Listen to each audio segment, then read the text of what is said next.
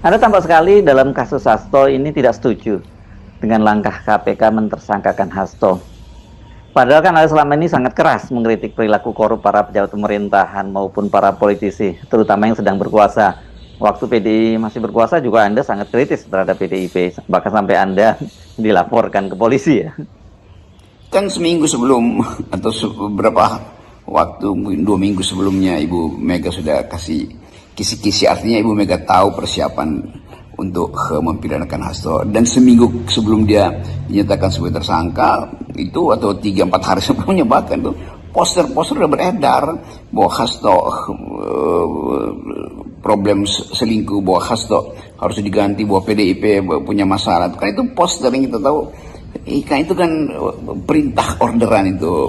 Bahkan OKP yang kita tahu mungkin jadi langganan dari aparat untuk disogok jadi demonstran tiba-tiba secara masif tiba di depan gedung KPK. Kan itu kita bisa lihat sebagai orkestrasi, bukan sesuatu yang genuine datang dari keinginan untuk mencari keadilan kan. Jadi proses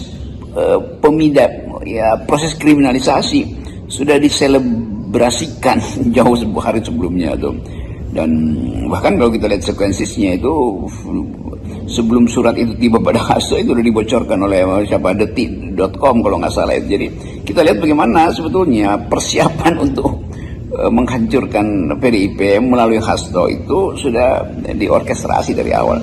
Kalau itu peristiwa hukum, ya udah itu lakukan aja secara silent operation. Tapi kenapa itu digede-gedein gitu kan? Jadi semua sensasi ditaruh di situ, sensasi-sensasi yang dengan mudah kita pahami bahwa itu ada orkestrasi atau persiapan kriminalisasi. Apalagi kalau kita baca algoritma dari para pendemo itu, yaitu justru kita menanam kecurigaan akhirnya bahwa itu ada uang yang beredar di situ tuh, jenis posternya, jenis wordingnya, kelompok yang menyebut diri kelompok, boleh disebut kelompok penekan, tetapi sebetulnya kelompok amplop. Kan akhirnya publik melihat begituan tuh. Jadi sebetulnya selalu ada yang bisa kita nilai dari peristiwa ini melalui petikan-petikan atau potongan-potongan peristiwa sebelumnya.